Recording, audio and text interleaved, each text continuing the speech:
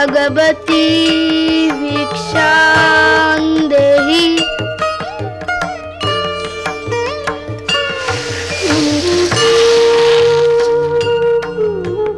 এখনো মনে আছে তার? আমাকে বলেছে গো। একটা কথাও বোঝে না, খালি নিজের কথাই বলে চলে, নিজের কথাই বলে চলে। কেন গো? কেন বলবো না? কেন বলবো না?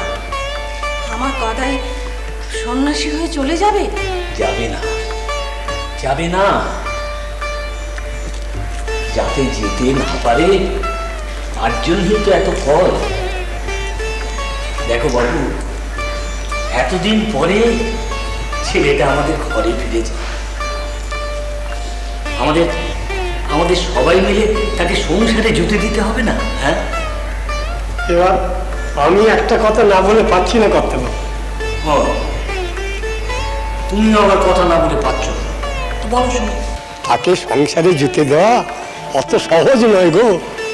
অবতার মানুষ, তার এখানে আসা, আমাদের সঙ্গে মেলামেশা সব ভান। না না না না না, সবটুকু ভান হতে পারে না। ঠিক বলেছেন গো বাবা। এই কুমোরটার মাথায় কিচ্ছু নেই। দিন রাত খালি মাটির হাঁড়ি আর ঘট বানিয়ে বানিয়ে মাথাটাও ঘট হয়ে গেছে, কিচ্ছু নেই ওতে। তুই কি বুঝিস রে কামান্নি? ওপর থেকে বাবার তল তুই কি করে পাবি? বাবার তলে যদি ডুব দিতে পারতিস তাহলে বুঝতে পারতিস বাবা কিসের আকর। অবশ্য তোর কোনো দোষ নাই রে, এই প্রকৃতির নিয়ম। যত মণি মাণিক্য রত্ন ভাণ্ডার সব থাকে সহজ নাগালের বাইরে। তুই বেটি তো তুই নিজের নাগাল খুঁজিস। অতল জলের নিচে পাতালে লুকোনো রত্ন ভাণ্ডার তুই দেখবি কি করে?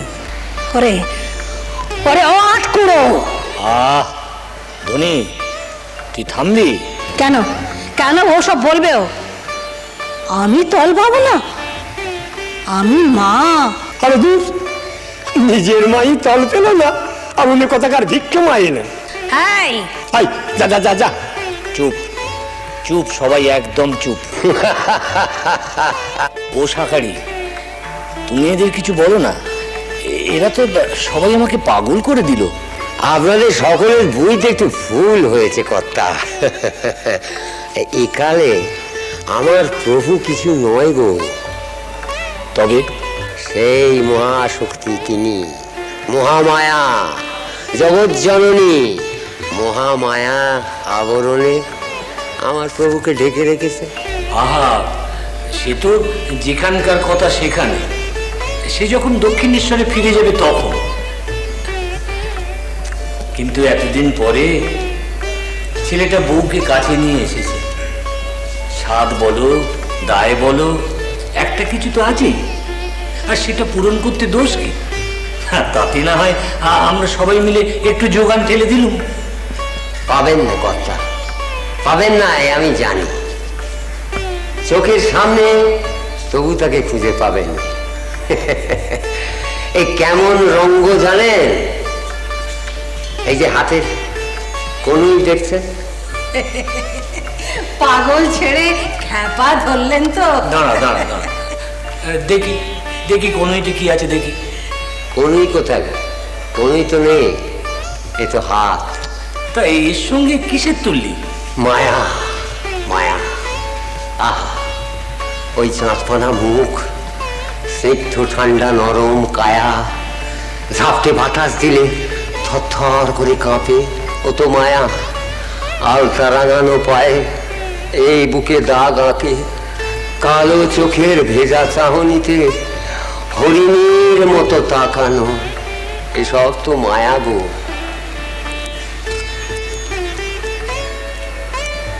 গদাইয়ের বউ? ও ও আসলে কে জানেন? পরমেশ শক্তি, মায়া এসের সমান। এসব এসব কি বলছো শাঁকারি? পরমেশ বলতে বিষ্ণু ভগবান, তার শক্তি সেই তো ঈশ। ওই মেয়ে প্রভুর সব ঐশ্বর্য, সেই তো ঈশ, মা জগৎ জননী। তাকে ছেড়ে রেখে কোনো কল্যাণ নেই গো, কোনো কল্যাণ নেই। সেই মহামায়া পরাশক্তি দ্বার আগলে তাকে স্তব করো, স্তুতি করো।